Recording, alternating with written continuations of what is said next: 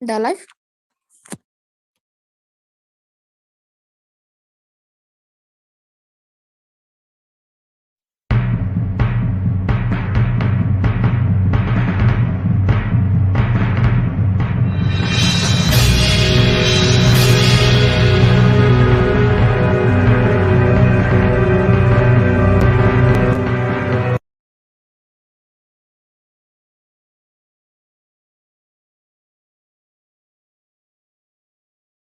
Shalom Alehem Beshem Hamasya, Bapak Ibu dan saudara-saudara sekalian yang di Zoom maupun yang di channel manapun.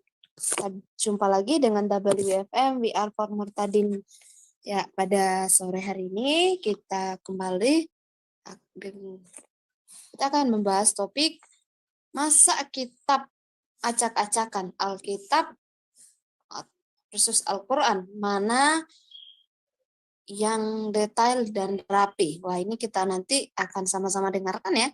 Dan menurut saya, Bapak Ibu yang sudah sering sama-sama dengan kita belajar dari via Zoom dan yang di YouTube mungkin sudah tahu jawabannya ini. Namun kita akan kembali lagi belajar dengan beberapa narasumber kita. Itu ada Ibu Sofiatul Al-Hayat Indonesia, ada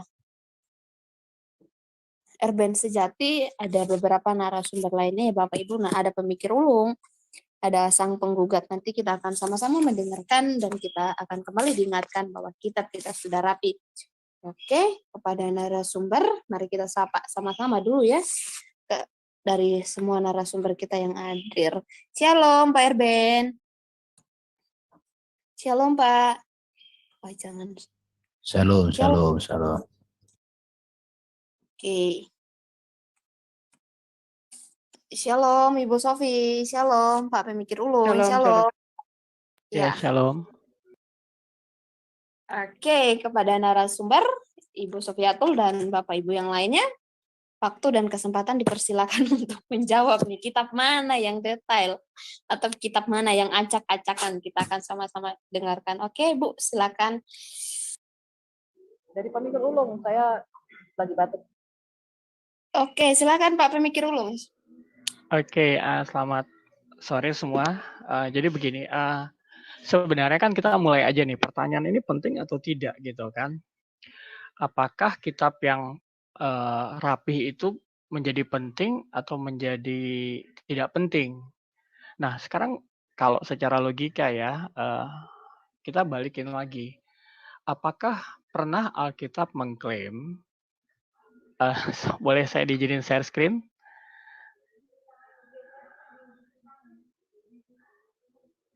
Buat host atau ya buat hostnya boleh saya diizinin share screen?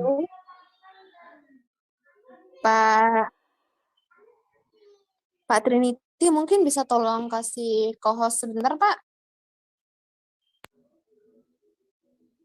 Silakan. Pak Trinity. Oke, terima Sudah kasih. ya, oke. Ya, jadi kalau misalnya kita lakukan komparasi yang secara objektif dan apa adanya tanpa punya tendensi apapun, nah kita mulai lagi, apakah pernah di Alkitab itu mengklaim bahwa Alkitab itu ataupun kitab yang disusun secara rapih dan tersusun rapih lah katanya kan, dan kemudian memiliki sistematika yang baik. Sebenarnya klaim ini nggak datang dari Alkitab. Anehnya justru klaim ini kalau kita lihat kata rapih ya, kita tinggal klik rapih, terus kita nggak menemukan bahwa ada keterangan atau ada informasi mengenai Alkitab ini disusun secara rapih. Nah, celakanya justru itu klaim itu mulai dari kitab sebelah, gitu kan. Di surah Hud ayat 1. Tertulis ya, kitab yang ayat-ayatnya, sekali lagi ya, saya nggak mengada-ada ya, kitab Hud ayat 1, kitab yang ayat-ayatnya disusun dengan rapi. Kemudian dijelaskan secara terperinci. Jadi sekali lagi, siapa yang mengklaim bahwa dalam kitab tersebut disusun secara rapi dan dijelaskan secara terperinci? Bukan Alkitab. Justru Al-Quran. Jelas di penulis kitab ini mengklaim bahwa kitab ini ayat-ayatnya disusun dengan rapi, kemudian dijelaskan secara terperinci. Nah, coba kita lihat tafsirnya ya. Kita pakai beberapa tafsir ya. Ini dari Qur'ano. Mungkin kita pakai tafsir Jalalain. Bahwa di sini sama tertulis bahwa set clear through ini lagi nih. Tambahannya luar biasa ya. Artinya kalau diterjemahkan ke bahasa Indonesia, disusun secara marvelous, itu bukan rapi lagi, secara luar biasa rapi, sangat teramat rapi. Marvelous itu kata nggak cuma sekedar rapi ya gitu, tapi sangat teramat rapi. Dan wonderful meanings, dan memiliki arti yang luar biasa indah ataupun arti yang luar biasa. Dan detail, expounded, true rulings, stories, and admission. Nah, jadi kalau merujuk, bukan saya yang menafsirkan kitab ayat tersebut, tapi kita ikutin aja tafsir Jalalain. Jadi menurut tafsir Jalalain ini, ulama yang diakui oleh umat muslim ini, bahwa kitab tersebut tersusun secara bukan sekedar rapi, makanya ini bahasa Indonesianya kurang heboh nih. Cuman disusun dengan rapi. Kalau tafsir Jalalain itu justru disusun sangat teramat rapi, marvelous arrangements, and wonderful meaning, memiliki arti yang luar biasa, dan detail. Kemudian detail, expound, artinya padat, true rulings, artinya sudah diatur sedemikian rupa. Ada ceritanya dan ada admission-nya dari sesuatu, the one wise, artinya dari sesembahan mereka ya. Nah, artinya klaim ini kan berarti berasal dari kitab RT6 nih, bukan Alkitab.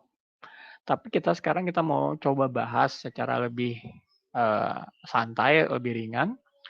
Apakah klaim dalam kitab salah satu ayat dalam kitab tersebut itu bisa dibuktikan? Sekali lagi ya, bukan Alkitab yang mengklaim tersusun dengan sangat-sangat rapi, sangat-sangat teratur, sangat-sangat bukan luar biasa lah, sampai true rulings. Dan artinya Pak Pemikir Ulum, mereka ya, mengklaim ini tulisan Tuhan, kitab Tuhan, dan betul. mereka mengatakan Alkitab itu tulisan manusia. Iya, jadi ini Tuhan sendiri yang menulis, Tuhan versi mereka ya. Tuhan versi mereka tuh menulis sangat-sangat karena ya sifat Tuhan salah satunya sangat tertib ya, sangat rapi, luar biasa rapi gitu. Tapi kita buktikan aja apa benar kitab tersebut rapi atau marvelous arrangement, disusun secara luar biasa. Luar biasa lah. Runut. Bukan cuma sekedar rapi gitu. Kalau misalnya kita mau menyusun suatu tulisan, artinya kan memang ada parameter-parameter yang bisa diakui sebagai, itu tulisannya rapi. Bukan sekedar tulisan tangannya ya, kita nggak bicara tentang, karena kan memang manuskrip tertua Al-Quran aja itu kan masih menjadi satu pertanyaan besar ya, kapan ditemukan dan siapa yang menulisnya. Nah, kemudian kita masuk lagi ke permasalahannya, sebagaimana tadi jelas bahwa di surat Hud itu disusun secara rapi.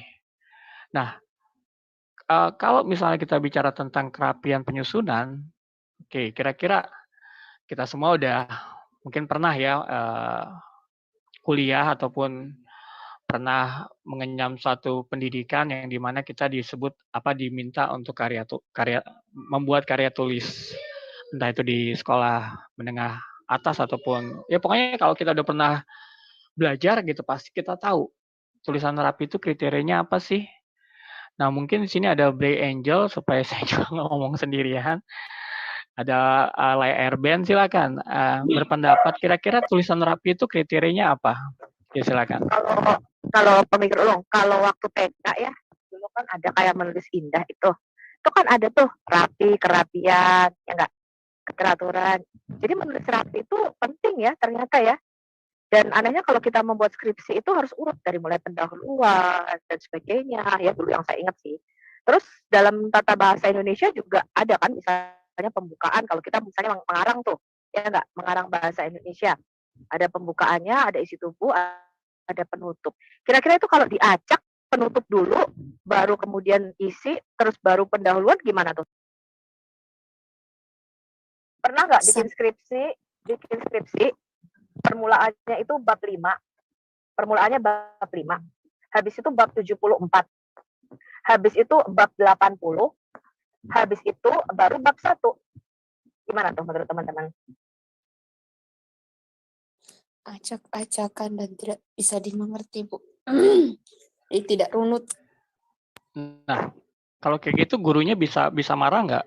Atau dosennya bisa ngamuk nggak kalau Nggak misalnya lulus kayak gitu? Disangkain mabuk, Bu, bukan nggak lulus lagi gitu. Kamu lagi mabuk ya gitu kan. Pernah nggak? Kan nggak pernah ya semabok-maboknya orang kuliah gitu kan. Tetap dia berusaha untuk bab 1, bab 2, bab 3, bab 4, bab 5 gitu. Iya enggak sih? Dan Artinya itu dimulai dari kalau latar kita belakang, betul nggak? Latar belakang, betul. pendahuluan, ya. Nah iya, jadi untuk ukuran skripsi aja tuh ada aturannya, ada kriterianya nggak teman-teman ya? Misalnya ya tadi seperti yang Bu Sofi sampaikan, ada latar belakang, ada pendahuluan, ada misalnya landasan teori, kemudian permasalahan, kemudian pembahasan, kesimpulan, dan saran ataupun rekomendasi ya. Nah, kenapa manusia aja dan sesuai tadi ya dengan saya bisa bilang klaim dari kitab tersebut dibilang disusun rapi loh. Bukan cuma sekedar rapi, sangat rapi, bahkan secara stories ataupun secara cerita itu harus rapi. Nah, sebenarnya apakah yang menulis itu, surah itu sadar atau tidak? Jadi kan pertanyaannya gini Bu Sofi, ketika ayat itu turun, apakah memang pada saat itu rapi?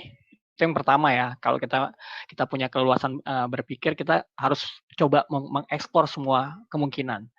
Nah, yang pertama itu, apakah ketika surat atau surah Hud itu turun di ayat 1 itu, kitab tersebut masih rapi? Artinya masih ada latar belakang, ada masalah, udah ada runutannya, ada sistematikanya. Kemudian kemungkinan yang kedua, memang surat itu diturun di awal-awal. Sehingga ketika di awal lah gitu, mungkin di 20% sebelum 20% ketika surah kitab itu mulai ditulis ya, masih 20 lah, masih kalau misalnya kita bangun rumah masih cakarnya doang gitu, belum ada pondasi gitu kan. Nah, atau yang ketiga itu cuma sekedar klaim kosong yang memang nggak bisa dibuktikan. Nah, kira-kira dari tiga kemungkinan ini, Bu Sofi atau Sis Akila atau teman-teman yang lain melihat kemungkinan yang mana yang paling besar? Ada banyak bagian-bagian Quran yang hilang. Jadi kalau kita membaca bagaimana Quran ini terkanonisasi ya atau terstandarisasi, itu 70% dari bagian Quran ini hilang. Dan ternyata Quran itu tidak dibendel satu rapi. Yang kalau kita baca dari sejarah ya, saya baca dari kitab Abdul Masih Al-Kindi, dari Yohanes Damaskus, bahwa sebenarnya kitab asli yang diberikan kepada Muhammad itu dipegang oleh Ali bin Abi Thalib yang kita sebut dengan Mushaf Hafsah. Itu masih rapi tuh.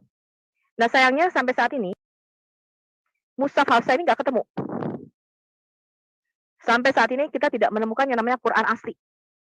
Apalagi yang diturunkan dari Loh Mahfuz.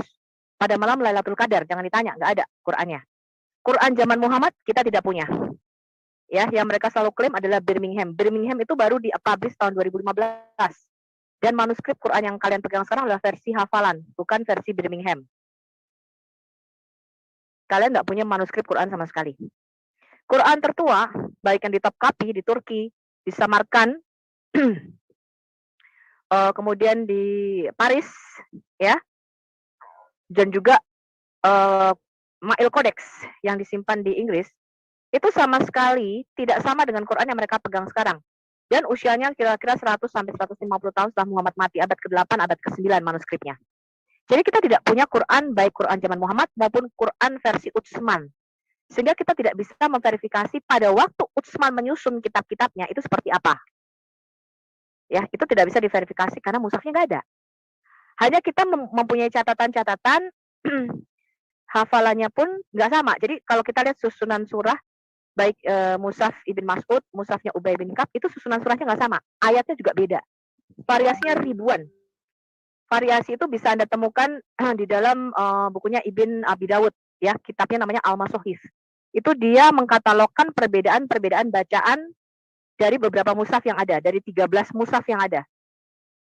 Ya, 13 mushaf primer dan beberapa mushaf sekunder. Bacaannya tuh perbedaannya di mana aja. Itu dia katalogkan.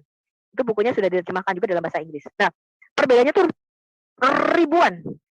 Bahkan ada ayat yang dihilangkan, ada ayat yang ditambahkan. Nah, kalau kita bandingkan dengan mushaf Quran yang ada sekarang ini, susunannya aja nggak sama. Dan bab pertama itu tidak diawali dengan Al-Fatihah. Semua hampir diawali dengan Al-Baqarah, surat kedua. Ya. Jadi Al-Fatihah itu yang waktu itu pernah kita bahas dengan Husein, termasuk doa Kristen Ortodok, kemungkinan besar pada zaman Muhammad ini nggak ada Al-Fatihah. Ya, itu kemungkinan besar baru ditambahkan. Karena mushaf Quran tertua yang kita miliki sekarang itu 100 tahun sampai 150 tahun setelah Muhammad mati. Jadi bagian-bagian Quran yang hilang inilah yang kemungkinan membuat Quran ini tidak tersusun secara rapi. Karena kalau kita lihat bagaimana Said bin Thabit mengumpulkan Quran, itu mereka disuruh datang ke masjid tuh, teman-teman. Datang ke masjid, terus mereka disuruh bersumpah. Disuruh yang ada fragmen-fragmen di batu pelepah kurma dan sebagainya. Jadi tersebar kemana-mana. Ada yang ditulis pelepah kurma, batu putih, ada yang tulis tulang berikat unta. Bayangin ya teman-teman, saya pernah memberikan satu bagan bahwa pada abad kelima, 98% tulisan kuno termasuk Alkitab itu sudah dalam bentuk kodeks. Di dalam papirus. Tapi abad ke-7, Islam itu menulis di pelepah kurma, tulang berikat unta, di batu besi putih. Ini sangat jauh sekali dengan peradaban dunia. Dan ini tidak sesuai dengan yang namanya Mekah yang dikatakan sebagai Ummul Qura. Ummul Qura itu artinya ibu kota perdagangan pada waktu itu. Masa nggak ada papirus di situ? Padahal kalau kita lihat di Quran, pernahkah Quran mengklaim dia diturunkan di pelepah kurma, di batu tulis putih, dan di tulang berikat unta, teman-teman? Enggak ya. Quran selalu mengatakan dia ditulis dalam bentuk suhufan. Suhuf itu artinya lembaran-lembaran kertas. Nah, itu nggak ada, teman-teman. Hilang. Jadi cerita yang beredar adalah mereka mengumpulkan dari tulang berikat unta, batu tulis putih, ya. Kemudian dikumpulkan sama Said bin Thabit. Tahu nggak caranya gimana? Datang ke masjid, mereka disuruh bersumpah. Minimal ada 2 saksi. Kalau 2 saksi ini menyatakan, oh ya ayat ini ada di dalam Quran, dimasukin tuh sama Said bin Thabit di dalam Quran. Sehingga kalau kalian lihat, misalnya kalian Google aja tuh Pak Pemikir Ulung, susunan surah sesuai turunnya wahyu, itu tidak sama dengan urutan Quran yang ada sekarang. Mungkin bisa ditampilkan.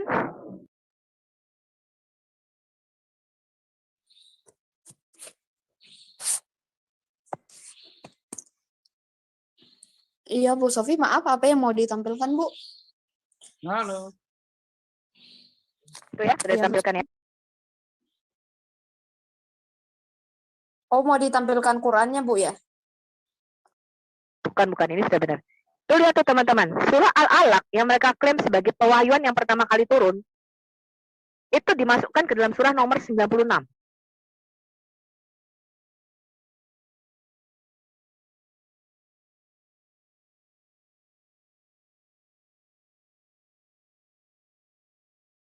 Coba Pemikir Ulung dibahas dulu ini. Iya, jadi gini, tadi kan kita sudah mendapati fakta bahwa memang klaim tersebut yang menyatakan bahwa kitab ini disusun secara rapi dan tersusun sangat rapi. Nah kan ukuran rapinya itu kan ada beberapa hal ya. Yang pertama kronologis waktu. Artinya kronologis waktu itu kapan peristiwa itu terjadi. Kemudian yang kedua itu kita bicara tentang kronologis, nggak bicara tentang waktu, tapi kronologis bagaimana tokoh, misalnya kan ada satu tokoh yang hidup di zaman yang sama, misalnya seperti itu kan. Nah itu juga bagaimana mendahulukan siapa supaya secara secara runutan dari kitab sebelum dan kitab sesudahnya itu tersambung. Nah kalau seperti ini kan jadi ada ada dualisme ya. Nah kan pertanyaan kritisnya seperti ini. Kenapa surat Al-Alaq itu atau Alaq itu dibuat jadi surah 96? Padahal dia turun yang pertama kali. Harusnya ini menjadi, kalau secara kronologis waktu, ini harus menjadi surah yang pertama. Karena dia turun yang pertama kali. Kan jadi pertanyaan besar. Kenapa tiba-tiba Al-Baqarah ataupun Al-Fatihah yang menjadi surat yang pertama di sini, Al-Fatihah yang pertama dalam Al-Baqarah ya. Nah, ini pun kalau kita cari di Google ataupun cari jawaban-jawaban dari ulama seberang gitu, mereka nggak bisa jawab gitu. Nah, yang pertama standar kerapiannya itu udah gagal ya. Kita udah buktikan bahwa ada dualisme. Ternyata kitab yang saat ini disusun itu tidak berdasarkan kapan ayat-ayat ini diturunkan. Gitu. Jadi misalnya ada 19 ayat di surah Alaq itu turun tuh. Yang pertama mungkin ini pas ketika baginda Nabi melakukan semedi ataupun mencari sesuatu yang sifatnya supranatural ke Gua Hira gitu kan. Kemudian terjadi perjumpaan yang agak aneh ya, dia dicekik ya, ataupun kata halusnya didekap gitu kan. Aneh juga kenapa juga malaikat suka dekap-dekap ya. Tapi terlepas dari itu ketika dia minta konfirmasi ke Waraka dan Waraka tiba-tiba dalam tanda kutip melantik dia menjadi nabi, ini surat yang pertama, Alaq. Nah, kita coba lihat bahwa seharusnya Alaq ini jadi surat yang pertama. Tapi kenapa diganti menjadi surat Al-Fatihah? Atau kemudian yang tadi Bu Sofi sampaikan ada di beberapa versi Quran itu justru Al-Baqarah surah yang pertama. Jadi kategori rapinya itu kita jadi semakin bingung gitu. Kalau kerapihan itu seharusnya menurut sejarah misalnya oke, surat Al-Qalaq ini turut yang pertama, itu yang pertama. Atau yang kedua, kalau kita komparasikan dengan Alkitab. Alkitab jelas ya, kitab Kejadian, Keluaran itu runut. Kejadian itu menciptakan, buat Tuhan menciptakan manusia, kemudian diciptakan sesuai dengan dan segambar dengan Tuhan, kemudian iblis menggoda ataupun menipu manusia, kemudian manusia jatuh dalam dosa, kemudian ada perjanjian, selanjutnya dilanjutkan dengan kisah-kisahnya itu runut gitu, rapi dari Kejadian, Keluaran, Imamat, Bilangan sampai dengan Wahyu. Jadi ini sesuai dengan timeline secara garis besar. Walaupun ya mungkin ada beberapa versi bahwa Ayub ini seharusnya itu sejaman sama di kitab ya, bahkan harusnya setelah ulangan ya, tapi itu tidak menjadi satu signifikasi karena tetap terpelihara alurnya gitu. Jadi bisa dibilang bahwa Alkitab ini rapih. Ada bab 1, misalnya ada latar belakang, ada pembukaan, ada permasalahan, kemudian ada penutup gitu. Jadi secara runut. Nah, sementara di kitab sana enggak. Kitab ini bukan hanya itu Pak Pemikir Urung. Iya Bu, silakan. Ada ayat-ayat yang turun di Madinah itu dimasukkan ke dalam surat-surat Makkiyah, dan ada ayat-ayat yang turun di Mekah dimasukkan ke surat-surat Madaniyah. Nah, pertanyaan saya ketika saya membaca ini, saya jadi bingung gitu loh. Itu kata ulama mereka ya, saya hanya membacanya. Tapi bagi kita orang yang berpikir dan benar saya bilang, siapa ini yang memasukkan ayat-ayat ini? Kan aneh ya. Jadi mereka mengakui ada ayat ini turunnya di Madinah, tapi mereka masukkan ke surat-surat Makkiyah. Dan ada ayat-ayat yang turunnya di Mekah, dimasukkan ke surat-surat Madaniyah. Padahal Quran itu sudah terbagi dua, teman-teman. Kalau Anda lihat, itu surat-surat Makkah, itu artinya turunnya di Mekah menurut mereka. Kemudian surat-surat Madaniyah itu turunnya di Madinah setelah hijrah. Tetapi kalau Anda lihat ya teman-teman ya, ayatnya juga tidak sama. Ayatnya itu campur aduk. Ada yang turun di Mekah, masuk ke Madinah, Madaniyah, surat yang turun di Madinah, masuknya ke surat-surat Makkiyah. Bahkan ada 12 surah yang masih menjadi tanda tanya, termasuk surah Al-Fatihah. Apakah ini Makkiyah atau Madaniyah? Mereka nggak pasti.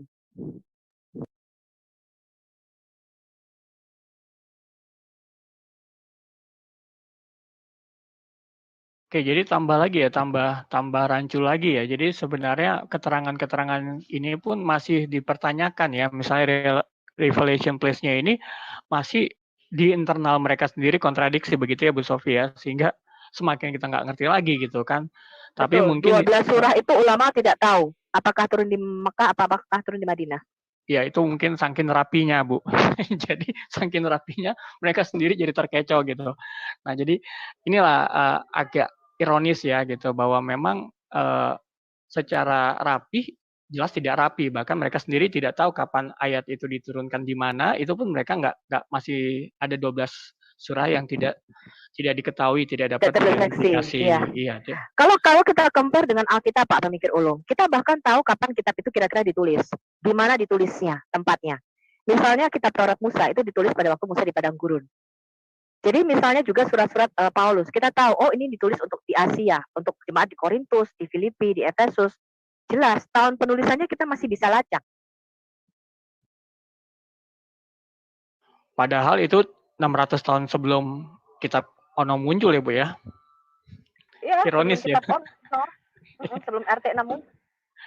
Nah jadi makanya kalau misalnya kita mau perbandingkan secara objektif, tadi kita udah temukan ya, ada dua kerancuan. Pertama, kerancuannya itu kita sendiri tidak bisa memastikan kenapa susunan surah yang saat ini seperti ini.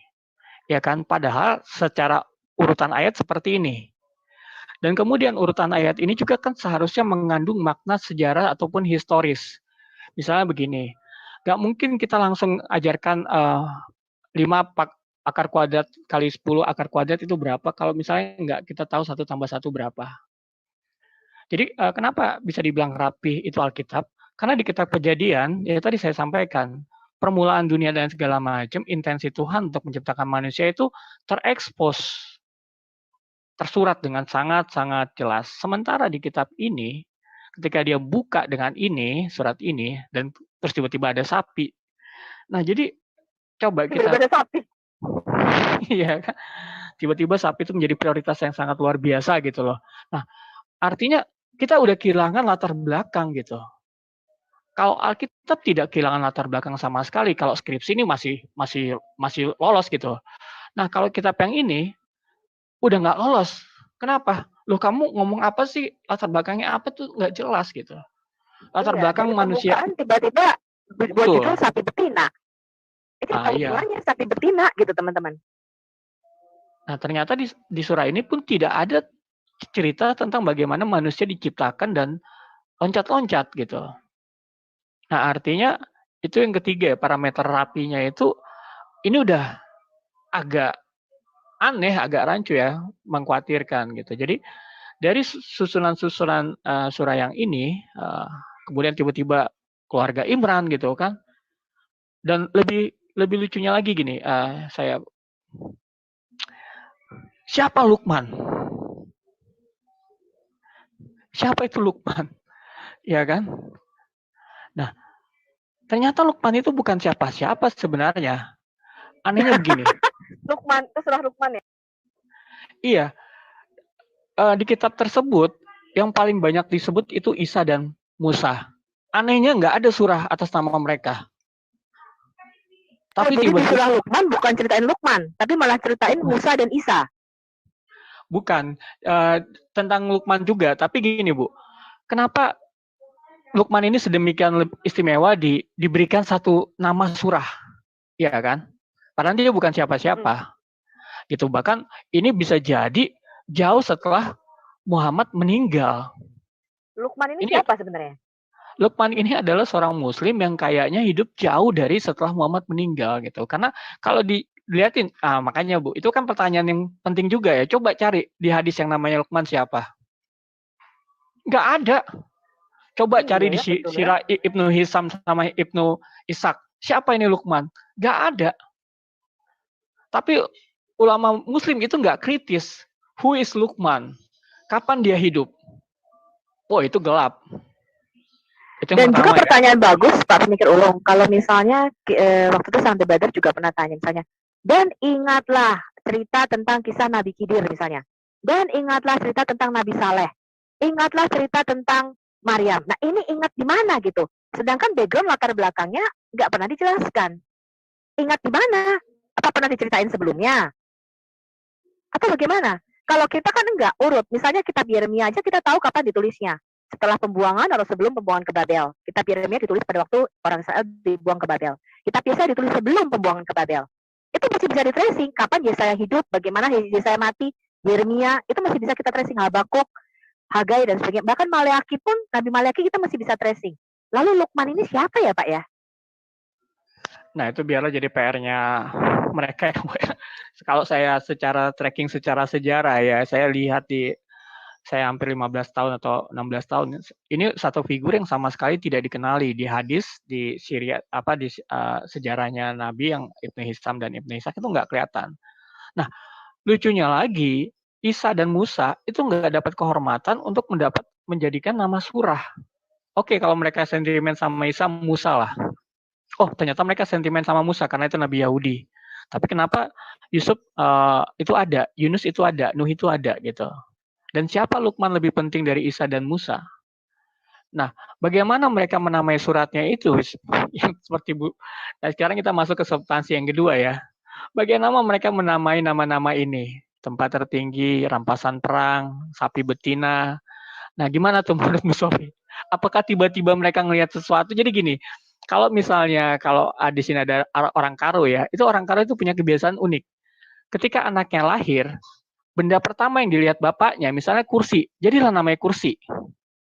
Itu tradisi orang Karo. Jawa juga begitu. Misalnya lihat gitu. cangkul, anaknya namanya cangkul.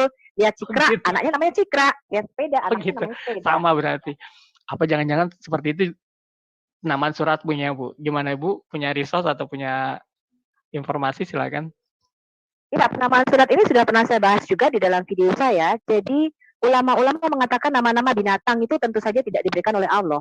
Jadi menurut beberapa ulama, masa Allah memberikan nama-nama surah itu sapi betina, lebah, laba-laba, gajah, kuda, berlari, terus apa lagi ya? Lebah, laba-laba, semut. Semut. Ya, lebah, laba-laba, semut, gajah, kuda, apa lagi ya? Nah, menurut para ulama, tidaklah demikian. Dan kalau saya melihat misalnya surat Al-Fatihah aja mempunyai banyak nama, Pak. Bukan satu. Kemudian surah Muhammad, itu tadinya tidak bernama surah Muhammad, tapi bernama surah perang atau Al-Qatil.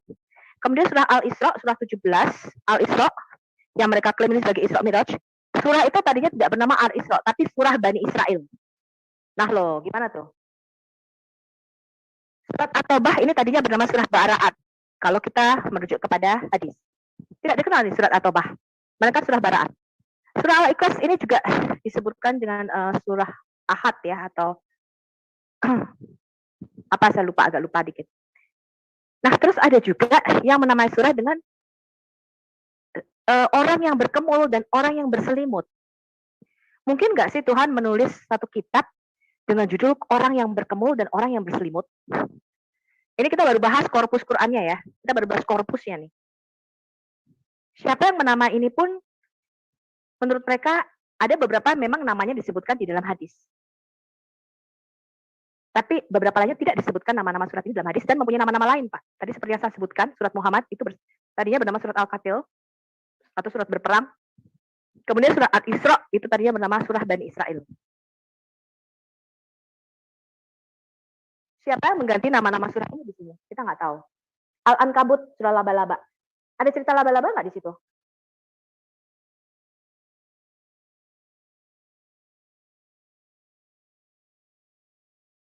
Saya mau nanya nih ke pemikir ulung dan Bu Sofi. Ini kira-kira apa sih yang dipikirannya Allah ini ya, Bu Sofi atau pemikir ulung, sampai bikin surah ini kayak gini namanya gitu loh. Saya kira kalau yang namanya Sang Pencipta ini pasti... Muslim pun nggak bisa menjawab, Pak. Kita tanya Muslim, kita nggak tahu kok dari mana, kenapa namanya surah laba-laba, sapi betina, semut, gajah. Iya. Saya kira ini pemikiran manusia mungkin ini saat zaman itu. Nah ini ini pemikiran pribadi. Seperti biasa Bu Sofi, hanya ada satu ayat tentang laba-laba di ayat 41. Selebihnya, jadi surah laba-laba hanya ada satu ayat yang bercerita tentang laba-laba. Sementara 68 ayat yang lain tuh nggak ada. Hanya ada di ayat-ayat sini. Itulah enaknya punya teknologi ya. Kita tinggal fungsi search, ketahuan dapat. Jadi di surah laba-laba hanya satu ayat yang bercerita tentang laba-laba betina yang membuat rumah. Iya Bu Sofi. Gitu. Terus tiba-tibanya sesudahnya nggak ada lagi tuh cerita tentang laba-laba. Gitu. Jadi laba-laba cuma dicatut kisahnya supaya surah ini dapat nama surah laba-laba. Sorry saya ketahui, ini benar-benar absurd ya. Dan jadi seperti itu juga yang saya dapati Bu Sofi ya. Artinya nggak cuma surah laba-laba. Coba di surah Yunus deh. Itu kisah tentang Kita Yunus lihat cuma surah satu. Yunus ya. Iya. Iya, jadi 109 ayat judulnya surah Yunus, tapi Mm-mm. yang berbicara tentang Yunus cuma satu ayat. Ayat 98. Cuma satu ayat. Iya. Nah, jadi artinya bagaimana kita bisa menerangkan 108 ayat yang bukan tentang Yunus? Artinya kan itu dalam tanda kutip, wah. Nah, Iya, pantas sementara mereka nggak kenal siapa itu Yunus, sedangkan di kita 4 pasal kitab Yunus semua bercerita tentang Yunus. Ini seperti yang kamu katakan dulu juga, dan aku sepakat ya, ini kayak kaleng tongguan isinya rengginang gitu. Judulnya sih kaleng biskuit tongguan gitu. Begitu dibuka nggak sama, isinya rengginang. Nah, justru lebih anehnya lagi, justru kisah Yunus ini tersebar di 5 surah lainnya, di An-Nisa, Al-An'am, Anbiya, Wow. As-Saffat, Al-Kalam. Ini aneh Itulah banget ya. definisi Jadi rapinya. Iya. cerita Yunus tersebar di surat An-Nisa, Al-An'am. Al-An'am ini binatang ternak ya. Al-Anbiya, As-Saffat, dan Al-Kalam. Tapi di surah Yunus yang 109 ayat cuma ada satu ayat yang bercerita tentang Yunus. Jadi bagaimana Anda bisa belajar tentang Nabi Yunus? Nah, itulah artinya memang kerapiannya dari versi Quran ini seperti ini, Bu. Jadi kita memang dimensi rapinya itu bukan dimensi logika ataupun naral sehat ya. Jangan, mungkin itu jawaban alternatifnya ya. Jadi sebenarnya ini rapi, tapi perlu dimensi apa ya? Dimensi yang lain gitu kan, dimensi goib untuk mengamini ini rapi gitu. Tapi kalau misalnya dengan akal sehat, dengan logika, dengan kapasitas nalar manusia, ini nggak bisa dibilang sebut rapi gitu loh, Bu. Iya, Muslim mengatakan kepada saya, Bu Sofi, Al-Quran itu memang seperti puzzle.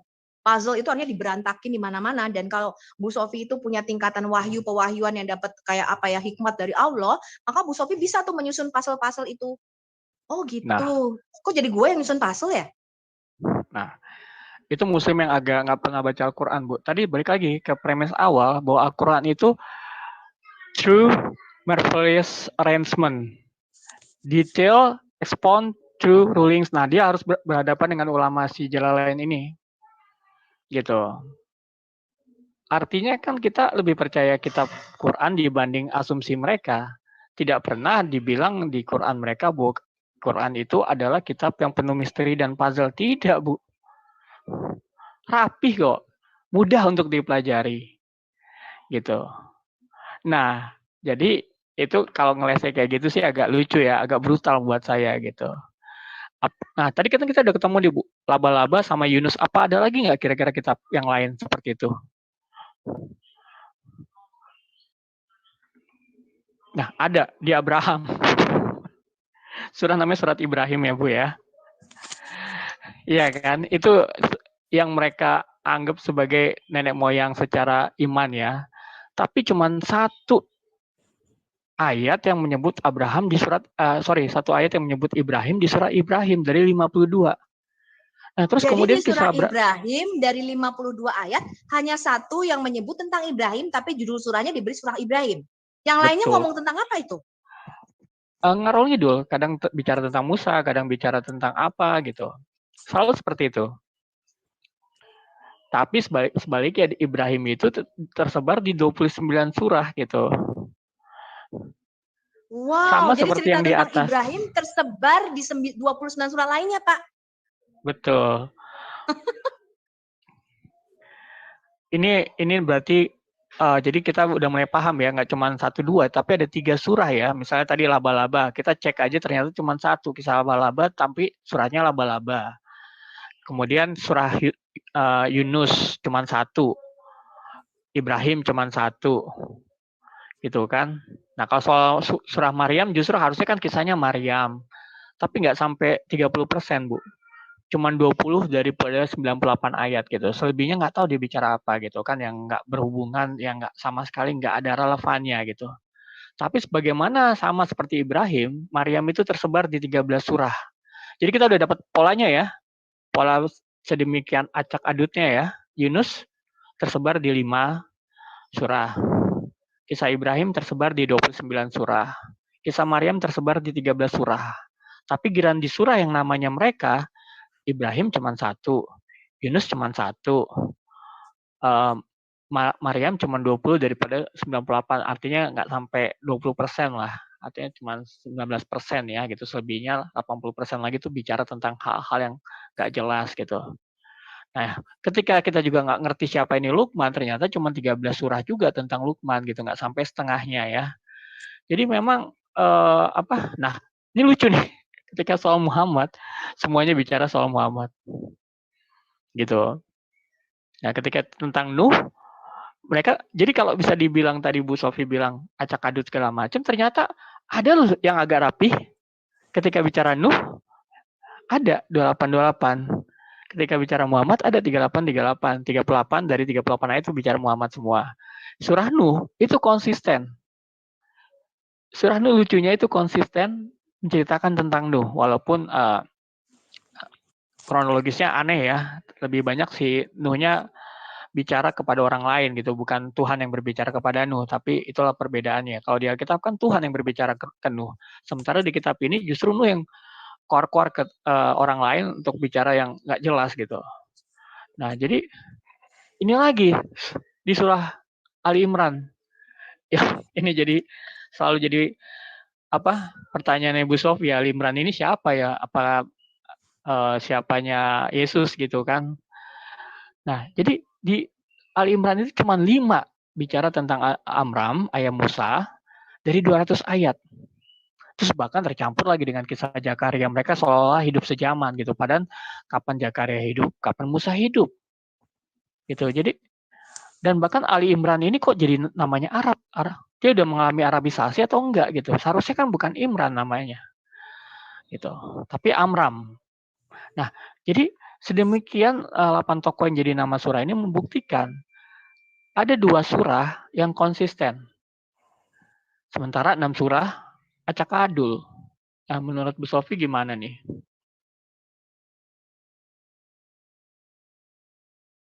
Atau Ya, menurut kita teman-teman yang tanya lain? Pak Iman dan penurutannya dulu deh. Ya, pemikir ulung ya. Pak Iman, silakan Pak Iman. Oke, shalom teman-teman semua. Ya, saya mau share sedikit ya. Ada beberapa kejanggalan yang saya temukan ya. Itu berkaitan dengan kronologi. Ya, itu surat Al-Baqarah itu kan ditulis setelah di Madinah. Berarti setelah tahun 622 ya. Sekitar kalau kita baca itu sejarahnya sekitar tahun 624 itu mereka tulis ya. Nah, saya bertanya-tanya, salah satu pilar Muslim itu adalah berpuasa.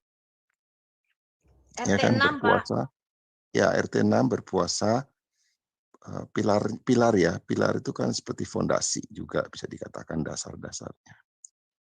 Jadi mereka berpuasa pada bulan Ramadan, ya kan? Nah, saya berpikir di surat 2:185 itu tentang Ramadan. Berpuasa pada bulan Ramadan. Nah, berarti dari Sang Baginda itu terima wahyu ya sekitar 40 tahun umurnya ya, tahun 610 sampai 622 atau 624. Berarti dia nggak berpuasa dong. Puasa Asyura, Pak. Puasanya orang Asyura. Puasanya Asyura, bukan puasa Ramadan. Iya, jadi bulan Ramadan itu setelah saya baca lagi, itu kalendernya itu baru dibuat sekitar tahun 638 gitu. Ya, jauh setelah Sang Baginda itu wafat ya. Jadi saya bertanya, jadi puasanya itu bukan puasa Ramadan dong. Kalau bulannya sendiri belum ditentukan, tahun 638, jadi bulan apa dia berpuasa? Ya, kalaupun Iya, dia itu yang tanda tanya juga. ya menggunakan kalender pre-Islamic ya, itu bulannya itu bulan Natik. Jadi mereka samakan ya, itu bulan Ramadan itu bulan Natik. Jadi itu membingungkan ya. Sedangkan kalendernya sendiri baru dibuat sama Utsman Itu sekitar tahun 638. Ya. Kemudian kalau dilihat artinya sendiri Ramadan, itu adalah burning heat. Ya, jadi panas ya, panas yang membara gitu ya. Kalendernya kan salah, kalender itu cuman 354, 355 hari. Jadi kalau kebanyakan orang di Indonesia nggak tahu ya, tapi bulan Ramadan itu bisa terjadi di musim dingin. Karena kalendernya mundur-mundur terus. Ya. Nah, inilah yang perlu diketahui oleh RT 6. Ya. Jadi sangat membingungkan. Kalau kita tanya bulan Ramadan dan 5 pilar itu, ya, berarti menurut saya Sang Baginda tidak mengikuti itu. Dia tidak berpuasa pada bulan Ramadan. Dan kalau mereka tidak berpuasa bulan Ramadan, berarti itu tidak bisa dijadikan pilar. Karena pilar itu fondasi. Karena seorang nabi itu adalah seorang teladan. Ya, seperti Tuhan Yesus adalah teladan. Dan kalau kita bandingkan ya, bagaimana dia dikatakan nabi kalau dia sendiri tidak berpuasa pada bulan Ramadan. Itu aja teman-teman ya. Thank you. Iya, sebenarnya bukan hanya masalah puasa Ramadan, Pak. Masalah sholat juga membingungkan. Karena wudhu itu baru dijelaskan kepada Allah, perlu wudhu itu baru di surah Madaniyah.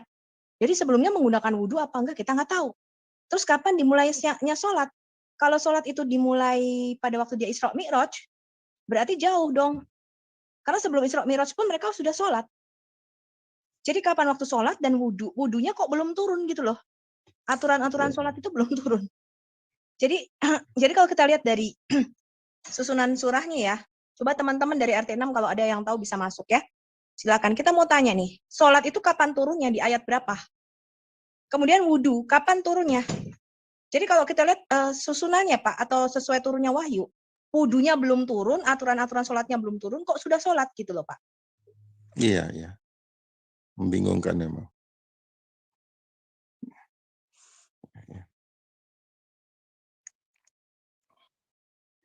Ya mungkin itulah yang menjadi satu absurditas yang abadi dalam kepercayaan mereka ya. Jadi ada pertama solusinya sih mereka pasti punya mesin waktu sehingga mereka bisa berbalik kapanpun yang mereka suka gitu kan. Terus kemudian yang kedua tadi bahwa mereka sangat tidak tergantung terhadap historis.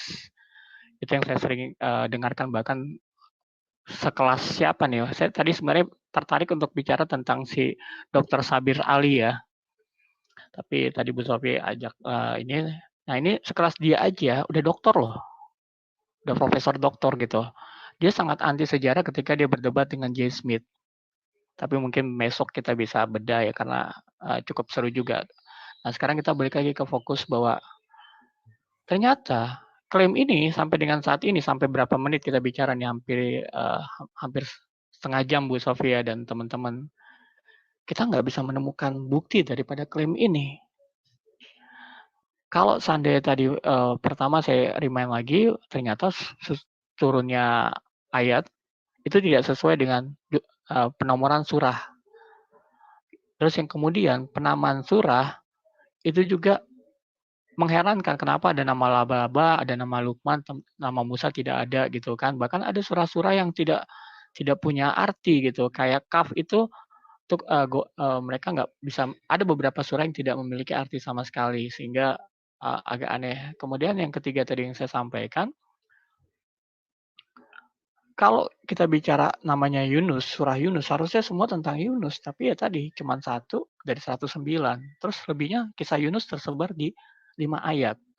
Nah, 3 fakta tadi, 3 pembuktian yang memang itu pembuktiannya datang dari kitab itu sendiri, bukan kami ada-adakan, bukan kami buat gitu, karena jelas ya setiap orang bisa mengekspos ini gitu. Dan pertanyaan ini seharusnya menjadi satu pertanyaan juga buat teman-teman RT 6. Kenapa seperti ini gitu? Kenapa klaim ini di HUT ayat 1 ternyata tidak terbukti? Kecuali kalian bilang, oh yang namanya dimensi rapinya Tuhan itu nggak seperti itu. Nah, itu kan jadi aneh lagi. Kalau misalnya manusia aja punya dimensi rapi yang udah bagus, kemudian apakah derajat dimensi rapinya dari yang kalian sembah sebagai Tuhan itu jauh lebih jelek daripada apa yang punya manusia gitu. Nah, kalau kerapian itu secara skripsi ada tadi latar belakang, permasalahan, kemudian ada pembahasan dan segala macam, seharusnya itu menjadi satu parameter untuk melakukan, untuk membuktikan. Nah, ini untuk dibuktikan bahwa apakah benar kitab ini tersusun dengan rapi? Ternyata tidak. Pertama, urutannya tidak sesuai dengan turunnya wahyu. Yang kedua, penamaan surahnya itu tidak diketahui apakah itu dari Tuhan langsung atau Jibril atau dari manusia. Terus yang ketiga, ya tadi kalau kita lihat kaleng rengginang kita buka isinya, kaleng kongguan, terus kita buka isinya rengginang, ya kenapa surah Yunus itu cuma satu ayat daripada 109 ayat gitu. Nah, 3 argumentasi ini akhirnya kita bisa buat kesimpulan yang sahih berdasarkan fakta yang ada dalam kitab tersebut. Ternyata memang Al-Quran itu tidak rapi, acak adut gitu kan. Nah, kenapa bisa seperti itu? Nah, mungkin teman-teman punya perspektif lain, silakan.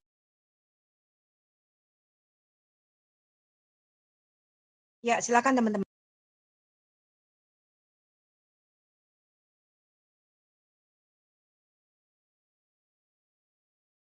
Kalau menurut saya ya kalau memang maha dibilang yang di ayat itu dikatakan maha teliti ya nggak mungkin acak-acakan ya Pak Pemikir Ulung ya atau Bu Sofi.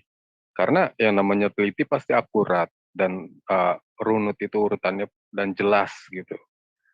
Kalau dibilang maha teliti ya ini menurut saya pribadi. Jadi ada kemungkinan besarnya bahwa ini karya tulis manusia sebenarnya. Jadi seperti itu. Iya. Jadi sebagian besar 70% bagian Quran memang hilang, dan ketika mereka menyusun kembali mungkin mereka tidak menemukan serpian-serpian itu.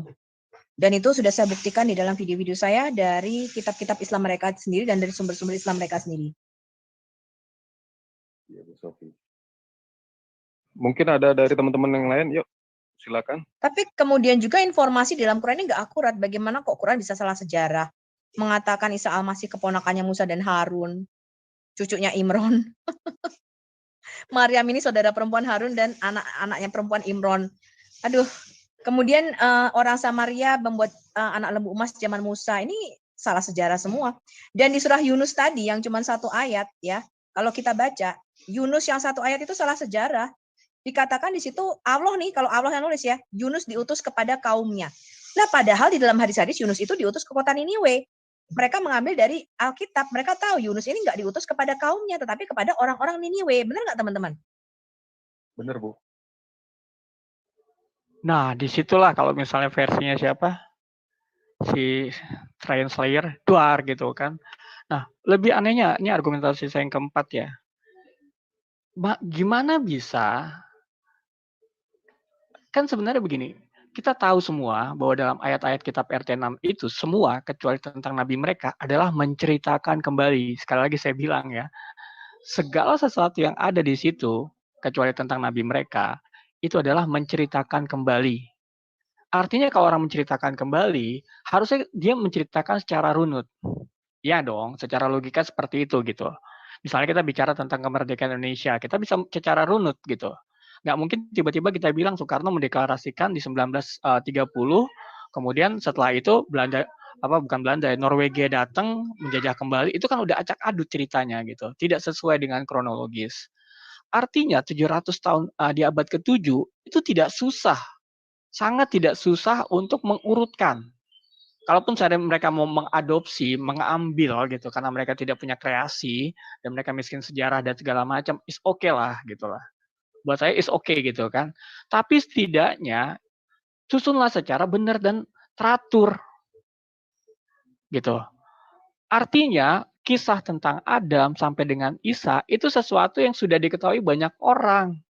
Sudah menjadi suatu sumber informasi banyak orang. Ketika kekristenan menundukkan Konstantinopel, ya, kekaisaran Konstantinopel dengan darah martir, dengan pengorbanan atau kematian orang-orang yang beriman gitu kan. Artinya informasi ini sudah tersebar apalagi di wilayah itu. Nah, informasi yang tersebar itu harusnya diserap dengan baik dan benar. Kenapa? Ya karena informasi itu udah jadi informasi yang umum. Kita bahkan ya orang-orang sudah tahu gitu. Bahkan Alkitab sudah terbentuk pada zaman itu. Sudah tertulis rapi dari perjanjian lama, apalagi perjanjian lama ya, perjanjian baru itu sudah ada gitu.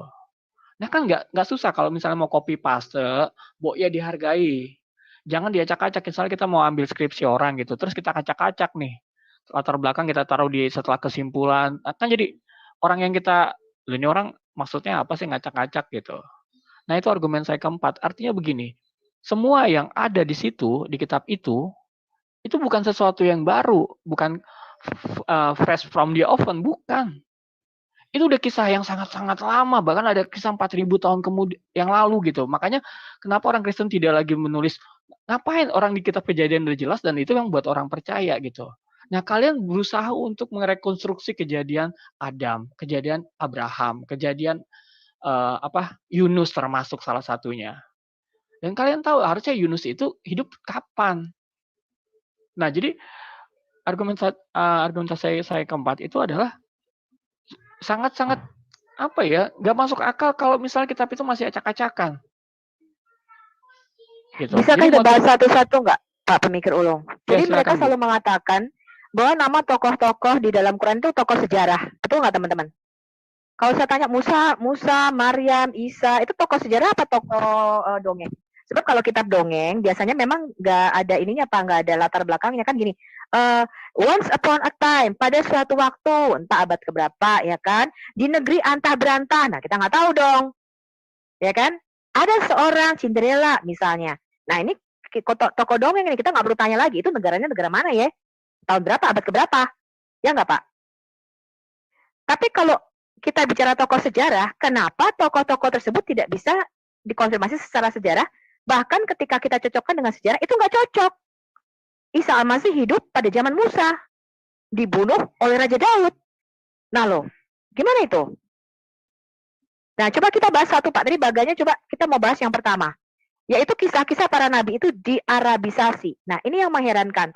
Terutama ketika mereka menyatakan Toha ayat 14, mereka mengatakan, sembahlah Allah dan dirikanlah sholat. Mana dasarnya? Toha ayat 14. Padahal Toha ini adalah percakapan antara Allah ya dengan Musa. Nah, kalau saya tanya, Musa ini orang mana? Apakah orang Arab? Bahkan Muslim ada yang mengatakan Torah dan Injil itu diturunkan dalam bahasa Arab. Kemudian diterjemahkan oleh Musa dan Yesus. Coba bayangin teman-teman. Jadi mereka menganggap bahwa bahasa Arab ini adalah bahasa surga. Di mana Tuhan itu berbicara kepada para nabi dengan bahasa Arab. Ini nggak sesuai dengan sejarah. Pada zaman Musa itu lingua francanya adalah bahasa Akadia. Kita menemukan arkeologinya dan sejarahnya. Jadi bagaimana mungkin Tuhan bisa berbicara kepada Musa dengan bahasa Arab? Bahkan beberapa nggak tahu loh teman-teman, nabi-nabi itu asalnya dari mana. Mereka nggak tahu arti kata Musa. Jadi mereka ketika saya tanyakan apa sih arti Muhammad, mereka langsung berkata, oh artinya yang terpuji. Oke, ada 5 nabi ulil azmi. Musa, Nuh, Abraham, ya Nuh, Musa, Abraham, Isa Al-Masih sama nabimu. Saya tanya apa arti nama Nuh? Apa arti nama Musa? Apa arti nama Ibrahim? Apa arti nama Isa Al-Masih? Mereka nggak tahu, Pak. Jadi bagaimana mungkin mereka bisa mengatakan kitab yang sempurna, umat yang terbaik, sedangkan hal-hal yang sederhana mereka tidak tahu. Bahkan kesalahan sejarah itu sangat fatal di dalam Quran. Bagaimana mungkin orang-orang yang umi, yang buta kitab, buta huruf ini, mau mengajari kita yang adalah ahli kitab? Menurut teman-teman ini wajar nggak? Enggak, Bu. Enggak wajar. Iya, tokoh sejarah harusnya bisa dikonfirmasi dengan, kalau kita baca ya, biografi Soekarno. Oh, kita tahu ini tokoh sejarah. Dia hidup tahun berapa? Ada bukti-bukti arkeologinya. Ada, oh ini bekas rumahnya Soekarno. Anak cucunya masih ada. Betul nggak, teman-teman? Betul, Bu. Kecuali tokoh Cinderella. Atau Snow White. Atau Pinocchio. Lah, kenapa ini tokoh sejarah kok nggak sama? Gitu, kita konfirmasi dengan sejarah. Loh, kenapa si Isa Al-Masih ini katanya sama dengan Yesus Kristus? Kenapa jadi keponakannya Musa dan Harun? Kenapa kakeknya namanya Imran? Gimana ini? Kemudian yang membuat anak lembu emas, iya yang membuat anak lembu emas orang Samaria. Lah orang Samaria kan belum ada pada zaman Musa. Orang Samaria itu kan orang orang campuran. Baru menduduki tempat Samaria pada waktu itu adanya orang Kanaan. Musa aja belum menaklukkan tanah Kanaan, kok bisa ada orang Samaria membuat anak lembu emas zaman Musa? Padahal di dalam Taurat yang membuat anak lembu emas itu Harun. Nah, ini sangat mengherankan. Nyonteknya waktu salah ngetik kali. salah ya? Oh iya, waktu ngetik salah ya. Bisa salah.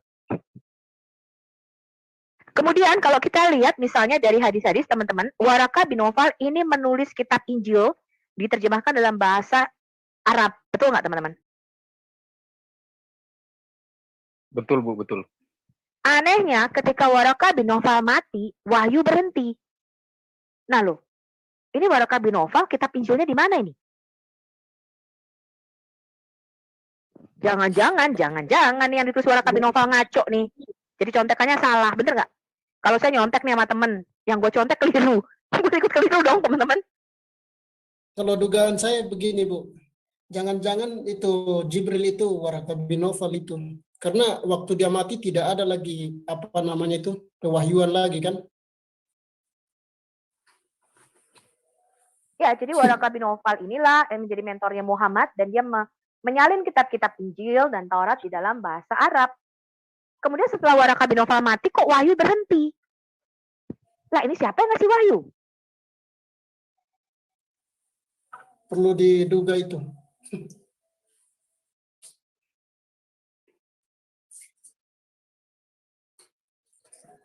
Terus kitab Injilnya di mana ya? Katanya Waraka bin Nawfal menulis kitab Injil seizin Allah.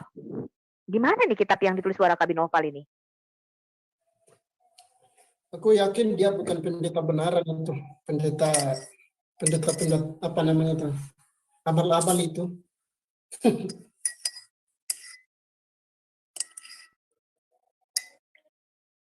Iya, jadi teman-teman, bagi orang-orang Kristen ya yang tidak tahu apa itu apologet, ya, saya mendapatkan banyak masukan dari TikTok. Ada teman-teman orang-orang Kristen sendiri, pendeta-pendeta, mereka tidak punya visi dari Tuhan. Nanti saya akan bicara mengenai visi Tuhan untuk generasi kita. Mereka nggak tahu teman-teman bahwa kalau kita tidak membongkar ajaran ini, ada banyak orang Kristen itu yang mereka yang katanya, udahlah Bu Sofi Malikil nggak usah membahas kitab-kitab sebelah katanya gitu kan. Kemudian saya bertanya, oke, saya tanya sama kamu orang Nasrani bukan? Iya, saya orang Nasrani. Jadi kebanyakan mereka itu sepakat tuh, bahkan mereka ngotot saya ini Nasrani. Padahal di Quran mengatakan Nasrani itu bidat yang menyembah 3 Tuhan. Kemudian saya tanya lagi, kamu Allah yang kamu sembah, Allah yang kita sembah nih, sama nggak dengan Allahnya orang Muslim? Mereka berkata sama. Nah inilah gunanya teman-teman, kalian itu ya, apa yang pendeta-pendeta itu nggak bisa katakan di gereja. Kan saya sudah mengatakan, selama belasan tahun tidak ada satupun pendeta yang mengajarkan Islamologi di gereja. Kita itu nggak tahu siapa itu Muhammad, teman-teman. Kita nggak tahu sejarahnya, kita nggak tahu itu Quran.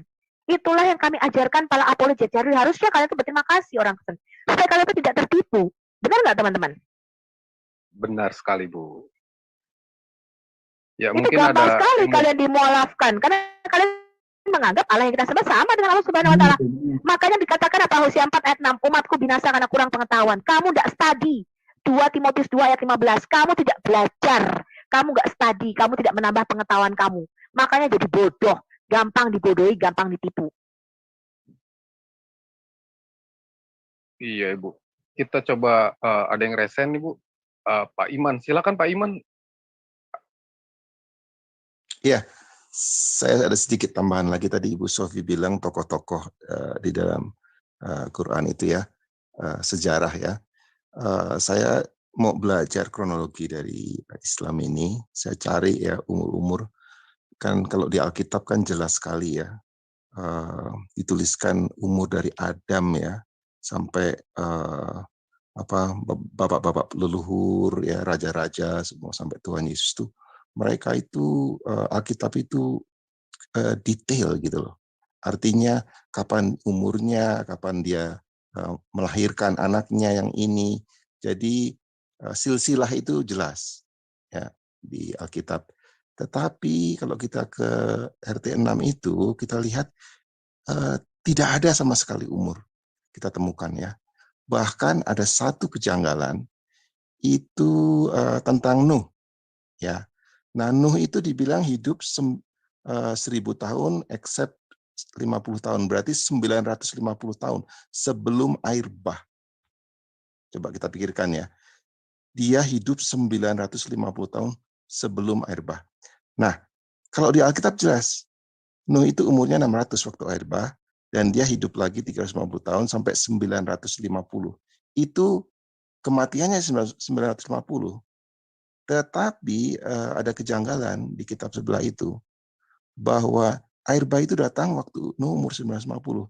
Jadi banyak teori-teori ya di kaum cendekiawan ya, scholar RT 6 itu nebak-nebak, jadi umurnya ini berapa ya? Umur Nuh ini 1200 atau lebih dari 1000. Jadi tidak ada kejelasan. Nah, yang saya bayangkan uniknya begini. Kok dua kitab ini bisa sama-sama tahu ya? Itu 950. Ya. Berarti kitab sebelah ini dia dibuat oleh orang-orang yang salah menginterpretasikan gitu loh, knowledge-nya itu loh. Jadi 950 mereka itu bukan, mereka dengernya pikirnya Nuh umur 950 tahun sebelum air bah, padahal enggak. Waktu 600 tahun air bah datang, dia hidup sampai 350 tahun. Salah nyontek, Pak, salah tafsir. iya itu dia. Jadi ada alur yang benar tetapi salah gitu loh. Ya. Jadi di situ kejanggalan sekali ya. Saya lihat memang kalau kita bandingkan yang jauh sekali ya. Kronologi Alkitab itu jelas sekali ya, dari kematiannya, dari anaknya ya, itu runut sekali. Dan hebatnya Alkitab itu nggak bertentangan ya. Metusalah itu mati umur 969, itu persis air bah itu datang pada tahun itu ya. Saya pernah curiga, jangan-jangan Alkitab salah nih. Kok begitu banyak ya silsilah itu, kok umurnya kok disebutin semua. Kita cek satu-satu, ternyata benar. Jadi luar biasa gitu loh. Nah, sedangkan saya hanya temukan Nuh 950 itu hanya satu ya. Coba teman-teman dites itu semua. Kaum sebelah juga dites. Nggak ada umur. Hanya satu data yang kita temukan itu Nuh. Dan itu pun salah. Ya, silahkan lanjutkan ya. Oke, sebelumnya sebentar ya Pak sang penggugat, saya mau kasih moderator ke Sis Akila dulu. Ya, silakan Sis Akila. Oke, terima kasih. Saya ambil alih kembali ya, maaf. Oke. Ya, tadi sudah sangat jelas ya Pak. Pak siapa tadi? Iman dan pengharapan. Tadi penurutan. Tadi sudah disebutkan oleh narasumber kita tentang kejanggalan-kejanggalan yang ada dalam Al-Quran itu. Bahkan Nuh juga, Nuh belum dibahas ya tadi ya. Iya, itu sudah salah satu kesalahan sejarah Pak. Mereka tidak memahami, ya ujung-ujung nanti ketika kita bertanya ya mereka tidak bisa menjawab, ya ujungnya takiyah gitu. Mungkin ada yang mau ditanggapi Ibu Sofiatul sebelum saya kepada yang resen berikutnya, atau Pak Pemikir Ulung, ada yang mau ditanggapi dengan Iya, jadi kalau kita lihat kronologi di dalam Quran itu keliru ya. Misalnya Yusuf dijual dengan beberapa dirham. Nah, ini salah sejarah. Pada zaman Yusuf nggak ada tuh dirham. Dirham tuh baru ada abad keberapa ya? Pak Pemikir Ulung, abad kelima apa abad keempat ya dirham? Dari drakma ya. Dirham abad keempat kalau saya nggak salah ya. Tuh nggak jauh kok dari sebelum Muhammad itu baru ada dirham. Pada zaman Yusuf itu belum ada mata uang. Mereka menggunakan shekel. Shekel itu timbangan, ditimbang. Emas sama peraknya itu ditimbang. Pakai ukuran. Nanti kita akan belajar ukuran-ukuran di dalam Alkitab ya. Misalnya hasta, shekel, ya kita akan belajar ya satuan-satuannya itu. Tetapi pada zaman Yusuf itu nggak ada yang namanya dirham. Nah, kok bisa Yusuf dijual dengan beberapa dirham ini?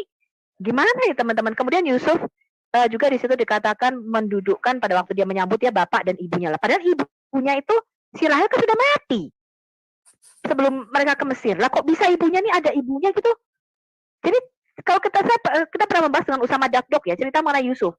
Itu acak-acakan dan nggak sama. Padahal Yusuf itu cerita terbaik loh teman-teman. Di dalam Quran, Yusuf itu termasuk satu cerita yang cukup lengkap. Bahkan Anda tahu nggak, nama Potifar yang jelas-jelas disebutkan di dalam kitab Taurat, mereka bisa mengatakan ini namanya Aziz. Coba pikir teman-teman, ada orang Mesir namanya Aziz. Aziz itu kan setahu saya pelawak ya. Ya nggak sih?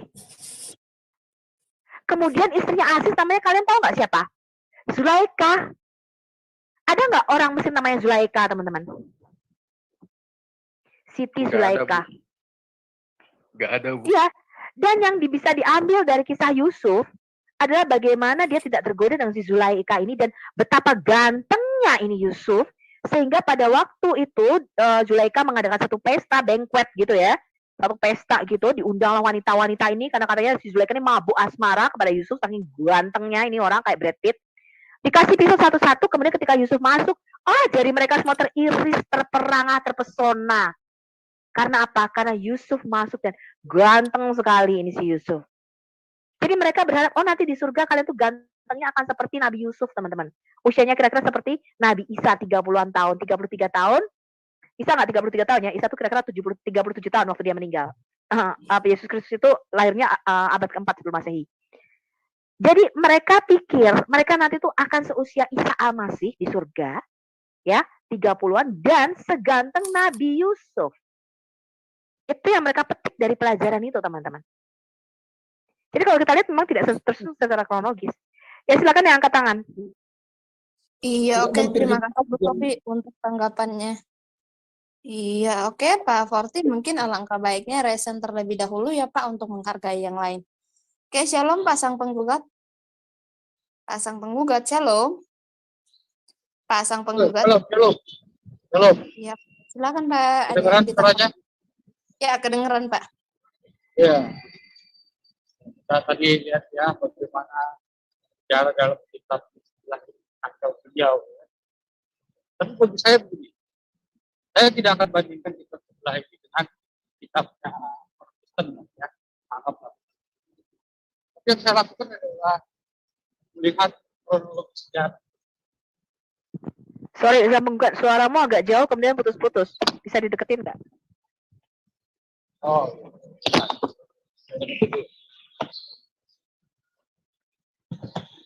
Oke, kalau begini jelas. Terlalu Jelas deket banget. Iya, jelas. Kalau deket banget ya, aduh. Ini headsetnya susah. Jadi gini, kalau berdasarkan kronologi sejarah, ya, sejarah tertua Islam aja itu dari abad ke-8, ditulis oleh orang di abad ke-8, yang namanya Ibnu Ishaq. Ya. Dengan satu cerita ini aja sudah kacau semua. Kok bisa kacau? Si kitab ini katanya turunnya di abad ke-berapa? Zaman Nabi, abad ke-6. Abad 6, abad 7, abad 6 gitu. Lah, penulis ceritanya aja lahir di abad ke-8. Tanpa referensi, nggak tahu dari siapa. Ya, menceritakan tentang tokoh yang dia sendiri sebenarnya kayaknya nggak pernah ketemu punya orang siapa. Ya, bagaimana dengan bukunya? Apalagi bukunya belakangan setelah dia menulis sejarah itu selesai, gitu loh. Jadi ya patut dipertanyakan, benar nggak ini buku ada di zaman Nabi Muhammad? Atau benar kan Nabi Muhammad itu pernah ada? Kok saya malah meragukan semuanya? Nah, 3 pilar utama ya yang perlu dipertanyakan itu adalah nabinya, bukunya, dan tempatnya. 3-tiganya ini nggak ada beres sih. Kalau saya melihat semuanya sejarah dari sejarah itu kronologi udah hancur semua udah. Jadi kita nggak usah berpanjang lebar beradu dengan Alkitab yang dengan sejarah gitu. Diadu dengan sejarahnya mereka. Udah itu nggak usah dihitung, nggak masuk hitungan. Diadu dengan sejarah mereka sendiri aja mereka udah kayak. Ya. Gimana menurut Bu Sofi? Silakan. Iya, jadi kalau kita bicara Yesus sebagai historical atau tokoh sejarah, itu bisa dibuktikan ya. Kita punya kira-kira 13 perkamen non-Kristen. Ya, jadi Tacitus, kita punya Plinius Muda yang sudah pernah dibahas juga di sini ya. Anda bisa lihat video saya juga ya, Tacitus, Plinius Muda, Suetonius, siapa lagi ya? Saya lupa tuh. Julius Africanus ya, banyak termasuk Flavius Josephus juga ya. Mereka menuliskan ada tokoh histori Yesua yang disebut Kristus yang mati disalibkan pada zaman pemerintahan Pontius Pilatus. Kita menemukan bukti-bukti arkeologinya. Nah, jadi kita bisa membuktikan ini tokoh sejarah dengan menutup Alkitab. Ya, dengan menutup Alkitab. Kemudian jika di Alkitab menyebutkan nama-nama tempat misalnya nama-nama kota itu bisa dikonfirmasi. Di sini ada Pak Singa Yehuda juga nih yang ahli sejarah. Ya, nama-nama tempat di dalam Alkitab kita, bahkan ditemukan kota Terah, teman-teman. Jadi bapaknya Abraham itu tidak bernama Azar ya, seperti yang di dalam Quran. Bapaknya Abraham itu namanya Terah, teman-teman. Ya, jadi pada waktu itu tuh orang biasa menamai kotanya dengan pendirinya. Jadi misalnya Kain, dia punya anak namanya Henok. Dia namanya kota itu kota Henok gitu, ya. Jadi dinamai dengan sesuai nama anaknya. Haran, kota Haran. Kenapa? Nama anaknya Abraham Haran. Dia meninggal di Haran situ, di kota Haran, ya. Nah, kita menemukan bukti-bukti arkeologi yang sangat-sangat mendukung nama kota, nama tempat di Alkitab kita. Bahkan dikatakan nama manusia pertama Adam, kita menemukan ini dari bukti-bukti Babilonia, Sumeria. Mereka mengenal satu tokoh manusia pertama yang mereka sebut dengan Alamu, Adamu, macam-macam, tetapi artinya manusia. Dan ceritanya sama, yaitu dari tanah, dibuat dari tanah. Ya, ada yang muncul dari tanah, ada yang dibentuk dari tanah liat, macam-macam lah.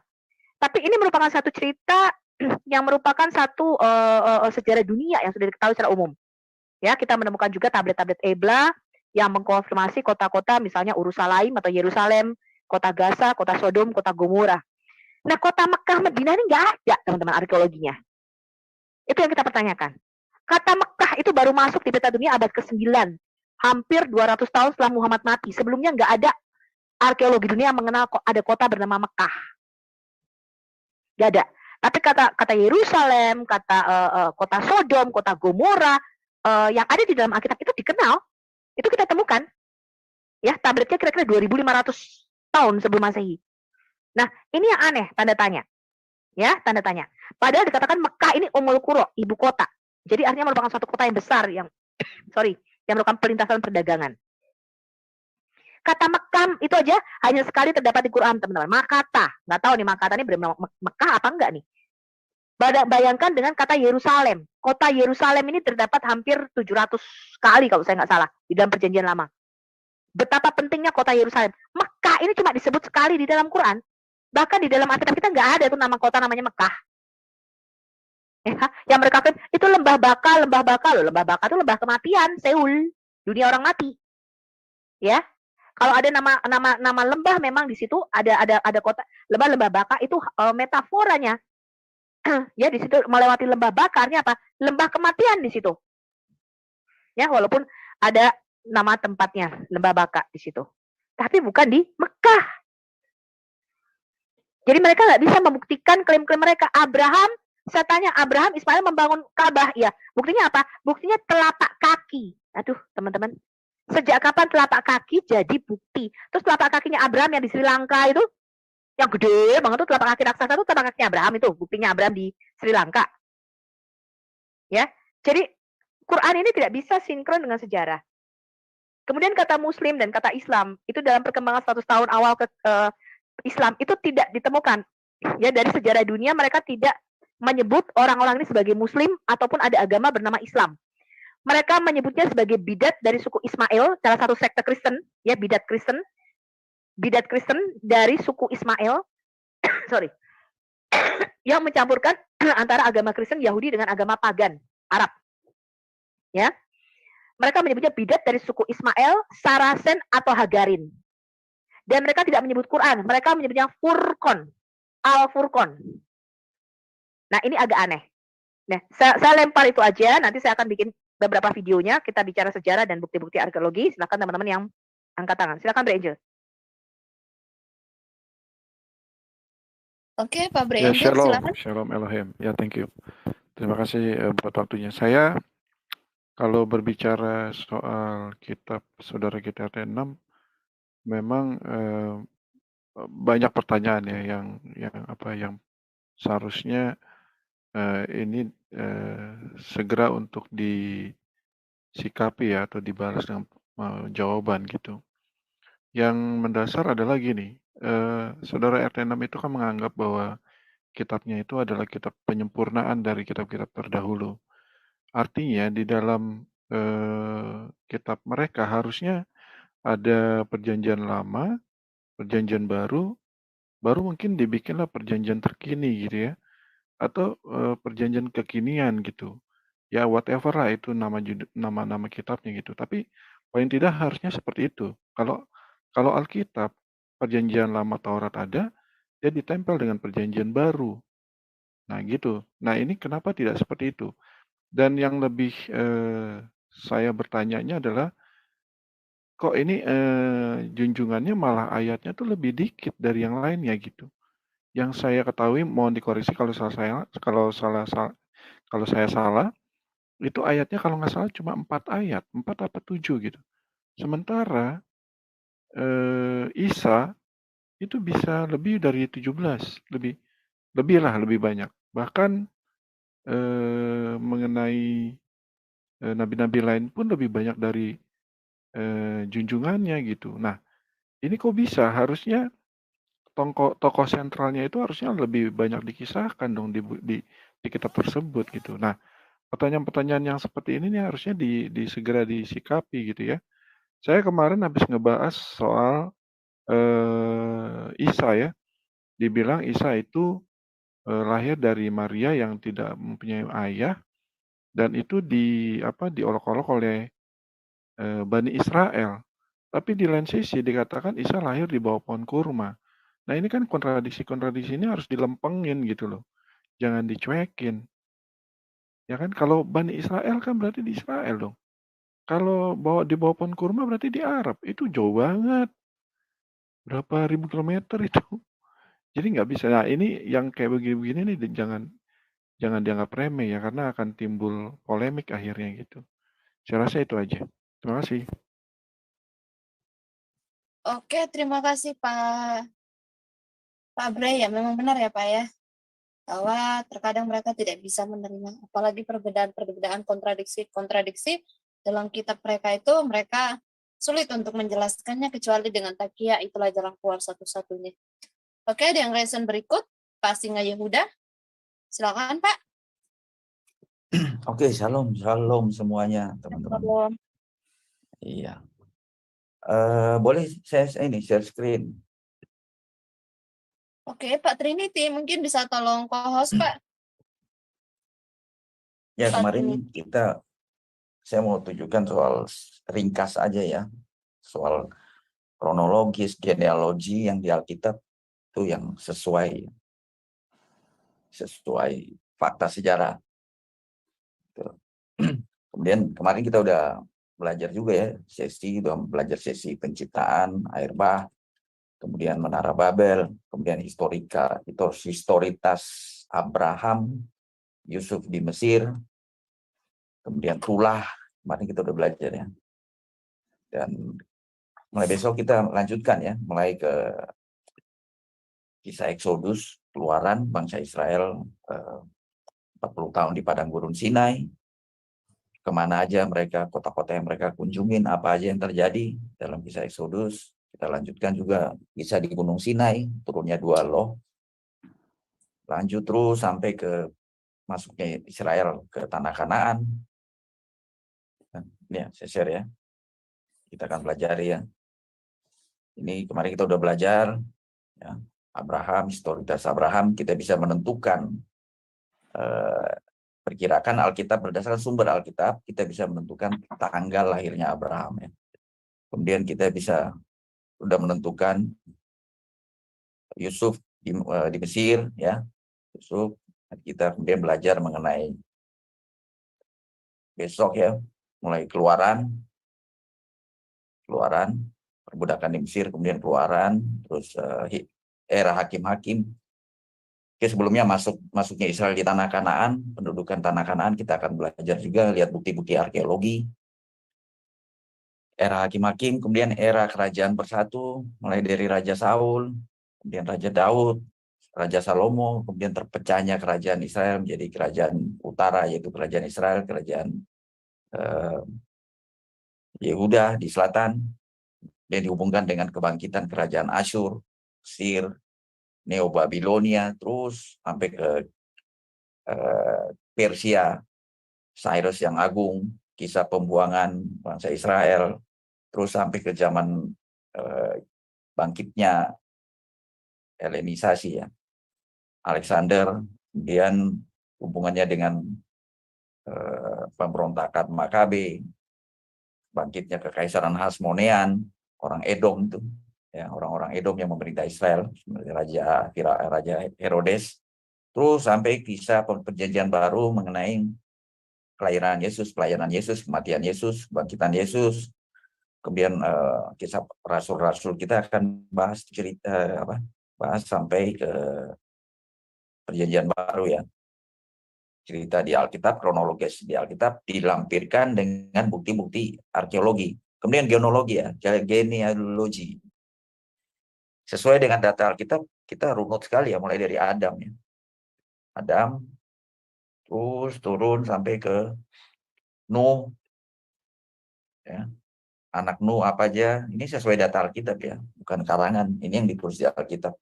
Anak Nuh, Ham, itu menurunkan keturunannya apa aja, itu ada di Alkitab, di Kejadian 11. Kemudian Shem, Yafet, ya. Ini semua genealogi bangsa itu ada semua di Alkitab. Kemudian Abraham, ini Abraham turun ke Abraham ya. Abraham, terus anaknya Ishak, Ismail. Ini semua datanya ada di Alkitab. Terus sampai ke Yakub, kemudian ke 12 suku Israel, Ruben, Simeon, Levi, Yuda, dari Levi turun Musa, itu ada semua. Terus sampai ke Daud, Raja Daud, ya, mana Raja Daud? Nah, ini Daud, Raja Daud. Nah, dari dua anak Daud, Salomo dan Nathan. Nah, Salomo, Nathan, dari Salomo ini turun ke orang tua Yesus. Seperti di Lukas ya, dicatat, Lukas, Maria itu dari Nathan. Yusuf yang dicatat di Matius, itu nyambungnya ke Salomo. Jadi lengkap semua. Contoh ya, saya kasih lihat langsung ya. Ini ringkasannya. Nah, ini saya kasih lihat yang ini. Kita bisa dari Alkitab, kita bisa merekonstruksi itu ini. Nah, karena kita bisa merekonstruksi perkirakan kelahiran Abraham. Nih, Abraham. Kenapa? Karena data dari Alkitab, kita lihat ya. Sesuai dengan informasi dari Alkitab dan arkeologi, pecahnya kerajaan Israel tuh, jadi menjadi kerajaan Yehuda dan kerajaan Israel itu tahun 930 sebelum Masehi, antara 930 931 sebelum Masehi. Nah, dari sini kita dapat informasi di 1 Raja-Raja 6 ayat 1. Dikatakan di 1 Raja-Raja 6 ayat 1, Salomo memulai pembangunan bait suci pada tahun keempatnya. Oke. Nah, ini kemudian ditulis juga di 1 Raja-Raja 11:42 dan 2 Tawarik, pemerintahan Salomo adalah 40 tahun. Jadi angkanya ditambahkan misalnya, dikurangin sesuai informasi Alkitab, ya, dapat 966 sebelum Masehi. Kemudian diinfokan juga di 1 Raja-Raja 61 bahwa Exodus dari Mesir itu terjadi 480 tahun setelah tahun keempat pemerintahan Salomo. Yang kita lihat aja biar kita kita nggak ngarang. Nih, data Alkitab ya. Clear sekali ya, jelas. Nih. Ya. Dan terjadilah pada tahun ke-480 sesudah orang Israel keluar dari tanah Mesir. Pada tahun keempat sesudah Salomo menjadi raja atas Israel dalam bulan Ziv, yakni bulan kedua, maka Salomo mulai mendirikan rumah bagi Tuhan. Nah, dari informasi Alkitab ini, nah, tadi kita balik lagi ke ini. Data yang tadi. Nah, ya, ini. Nah, dapat angkanya Exodus terjadi tahun 1446 sebelum Masehi. Juga disandingkan dengan data tulisan-tulisan skripsi arkeologi Mesir, kita tahu siapa Firaunnya. Tutmose III, bukan Ramses. memang ada yang mengatakan Ramses, karena ada juga ayat di Alkitab bahwa orang Israel itu membangun kota Ramses dan kota Piton. Nah, Ramses itu, kota Ramses diidentikan dengan Firaun Ramses. Tapi dari data-data arkeologi yang lebih cocok adalah Tutmose III. Kemarin kita udah belajar nih. Jadi ini yang dipakai. Pada umumnya diterima tahun 1446. Nah, kemudian dari sini, tadi ya, kita lihat sekarang, ini mengenai tanggal. Kemudian kita ke, ya,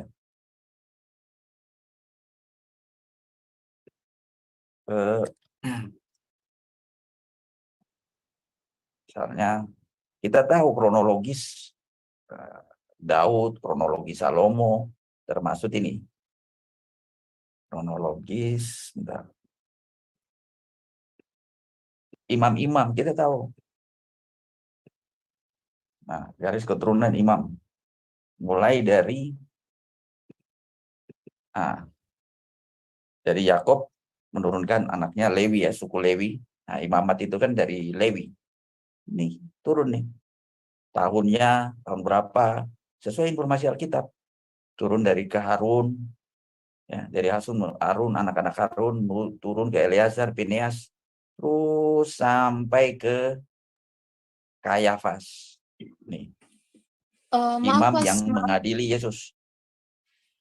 Pak, Gitu. maaf Pak Ya. Ali, Pak Singa Yehuda, mungkin bisa tolong dipersingkat Pak, karena ini jam 19 tepat kita ada kelas Bible Study juga, jadi biar ya ini satu nggak sampai 1 menit, satu lagi. Oke, silakan Pak. Itu imam ya. Sekarang kita lihat ini. Bisa, kalau mereka suka klaim-klaim kan ahli Alkitab, bisa nggak diturunkan kronologis ini? Raja-raja Israel dan Yehuda. Ya, ini ya, bisa Rehobeam, ini tadi kita udah belajar ya, tahun 931 pecahnya kerajaan Israel. Jadi Raja Yehuda, itu Rehobeam, Raja Israel ini ya, lihat ini ya, Yehuda plain, Israel cetak miring. Yerobeam Israel, ini tahun-tahunnya. Informasi ini bukan di karang-karang, ada di Alkitab referensinya ini. Satu raja-raja, 2 tawari, terus turun. Nah, turun. Sampai raja terakhir Yehuda, yaitu Zedekia. Kita tahu kerajaan Israel yang duluan jatuh ya, Samaria duluan jatuh. Baru 125 tahun kemudian Yehuda, kerajaan Yehuda jatuh di bawah Nebukadnezar. Nanti kita belajar itu. Nah ini, ada semua informasinya sebelum Masehi. Bisa nggak mereka yang katanya ahli Alkitab Perjanjian Lama turunkan kronologis genealogi dan kronologis tahun-tahun mulai dari Abraham, masuk ke Abraham, Yakub, Ishak, Yusuf di Mesir, Musa, Keluaran, turun sampai zaman Yesus. Silakan kalau memang mereka ahli ya, yang suka klaim-klaim itu loh, jago ini Perjanjian Lama. Itu belum, ini baru kronologis, belum teologianya kita belajar. Itu aja sih dari saya. Terima kasih. Terima kasih. Oke, terima kasih. Ada tanggapan Bu Sofi dan Pak Pemikir Ulung sebagai narasumber? Ya, silakan Pemikir Ulung, saya sudah cukup. Pak Pemikir? Halo, Pak Iya kan, Pemikir mereka Ulung. suka klaim-klaim tuh, Bu. Oh, kami paling paham Perjanjian Lama. Gini aja, kalau dari aku, kita harus menghargai dan menerima Islam dengan Quran, dengan Allah, dengan Jibril, dengan Nabi Muhammad adalah Nabi baru, wahyu baru, Allah yang baru, kitab yang baru, malaikat yang baru, Nabi yang baru. Dan tidak ada hubungan dengan Alkitab kita Kristen sejati. Itu aja, jadi biarlah mereka berdiri pada kitabnya, pada nabinya, pada Allahnya, pada semuanya. Dan jangan kalian berani mengait-ngaitkan dengan kekristenan. Kita sebagai warga negara yang baik, kita menghargai tentang perbedaan itu. Tetapi perbedaan ini tegas. Jadi iman kalian bukan iman kami, Allah kalian bukan Allah kami, Nabi kalian bukan Nabi kami, kitab kalian bukan kitab kami, malaikat kalian bukan malaikat kami, surga kalian bukan surga kami. Kita berbeda. Tetapi dalam NKRI kita Indonesia. Dan biarkan kami orang Kristen terus menyuarakan kebenaran berdasarkan Alkitab. Biarkan semua orang mendengar Injil yang sejati dan juga mengerti tentang Injil yang palsu supaya bisa membedakan semuanya. Jadi selamat datang di kebenaran Alkitab, karena Alkitab terbukti secara arkeologis, secara historis, secara genealogi, dan teologi. Selain itu semua kebenaran kolok-kolok. Hahaha, kolok-koloknya keluar juga jadinya. Lanjut Pak Singa. Wow. Lanjut Pak, lanjut. Oke, terima kasih Pak Erban. Sebagai closing statement, ada yang mau disampaikan Pak Pemikir Ulung? Pak Pemikir Ulung, ada yang disampaikan untuk closing statement kita? Ibu Sofiatul? Closing statement, Bu. Oke, jadi sama seperti yang Pak Erben katakan tadi ya, kita harus terus menyuarakan Injil yang asli. Roma 1 ayat 16 dikatakan Injil adalah kekuatan Allah untuk menyelamatkan setiap orang yang percaya. Jadi hanya dengan Injil aslilah umat muslim ini dapat diselamatkan. Jadi Quran ini memberitakan Galatia 1 ayat 6 sampai 8, yaitu Injil palsu. Ya, Injil bahwa Yesus itu diserupakan tidak mati bagi dosa-dosa kita, bahwa Yesus adalah keponakannya Musa dan Harun yang lahir di bawah pohon kurma. Ya, dan bahwa dia memberitakan juga Yesus yang lain, ya, yang dikatakan di dalam 2 Korintus 11 ayat 4, Yesus yang berbeda. Nah, ini tidak akan membawa mereka kepada keselamatan, karena hanya Injil asli lah, ya, the true gospel yang akan membawa muslim ini bisa diselamatkan. Jadi Galatia 1 ayat 6 sampai 8 dengan jelas mengatakan kalau ada orang lain, bahkan malaikat di surga yang memberitakan Injil yang berbeda dari yang kami beritakan kepadamu, maka terkutuklah dia. Jadi yang menyatakan Injil bahwa Yesus tidak mati diserupakan, ya, kemudian Yesus keponakannya Musa dan Harun, lahir di bawah pohon kurma, menerima kitab pada waktu baby, ini bukanlah kisah asli teman-teman, itu kisah palsu. Ya, kalau Anda mau diselamatkan, Anda harus mengakui Injil yang benar. Ya, Yesus Tuhan, mati bagi dosa-dosa kita dan bangkit pada hari yang ketiga. Ya, jadi pemberitaan tentang salib adalah memang satu kebodohan bagi mereka yang ditetapkan untuk binasa, tetapi bagi kita Injil adalah kekuatan Allah. Jadi terus suarakan apologet Indonesia, nanti saya akan bicara mengenai visi yang diberikan Tuhan untuk generasi kita. Supaya Kristen ini tahu, karena ada banyak Kristen yang buta ya, mereka nggak punya visi dari Tuhan, tapi kebanyakan protes ya, nggak melakukan apa-apa, banyak ngomong. Nah, nanti saya akan kasih visi Tuhan untuk Indonesia dan apa yang Tuhan taruh bagi generasi kita. Thank you. Oke, terima kasih Bu Sofi untuk semua narasumber malam ini. Terima kasih. Terima kasih untuk semua yang sudah bertugas. Live akan kita tutup. Sampai jumpa ya. Saya berharap pengajaran malam hari ini benar-benar membuka wawasan berpikir kita yang sehat. Sampai jumpa di kelas berikutnya Bible Study, karena malam hari ini kita ada kelas Bible Study dengan narasumber kita berikutnya, yaitu Pak Erben Sejati. Iya Bapak Ibu, nanti kita akan sama-sama belajar juga. Oke, shalom, alahem, beshalom, hamasya. Tetap setia anak-anak Tuhan.